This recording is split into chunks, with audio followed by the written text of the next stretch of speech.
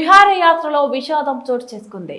ఏపీలోని కృష్ణా జిల్లా విజయవాడకు చెందిన ఒక ప్రముఖ ఆర్కిటెక్ట్ ఇంజనీర్ అడుసుమల్లి లక్ష్మణరావు హిమాలయ పర్వతారోహణ యాత్రలో ప్రాణాలు కోల్పోయారు.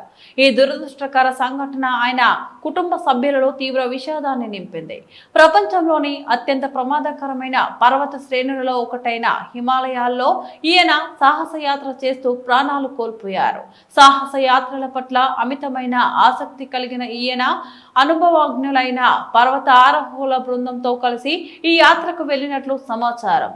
హిమాలయాల్లోని అత్యంత కఠినమైన శిఖరాలలో ఒక దానిని అధిరోహిస్తుండగా లక్ష్మణరావు తీవ్ర అస్వస్థకు గురయ్యారు. ఊహించని విధంగా వాతావరణం తీవ్రంగా ప్రతికూలించడంతో పాటు క్లిష్టమైన పరిస్థితులు ఎదురయ్యాయి. అవే ఆయన మరణానికి దారితీశాయని ప్రాథమికంగా తెలిసింది. అమరావతిలోని లక్ష్మణరావు స్నేహితులు సహోద్యోగులు మాట్లాడుతూ మృతుడు తన వృత్తి పట్ల గొప్ప అంకితభావంతో ఉండేవారని, కృష్ణా ప్రాంతంలో పలు మౌలిక సదుపాయాల ప్రాజెక్టుల అభివృద్ధికి విశేషంగా కృషి చేశారని గుర్తు చేశారు. డిజైన్, ఇంజనీరింగ్ రంగాల్లో ఆయనకున్న నైపుణ్యం అందరికీ సుపరిచితమేనని, స్థానిక అభివృద్ధి కార్యక్రమంలో చురుగ్గా పాల్గొనేవారని గుర్తు చేసుకున్నారు.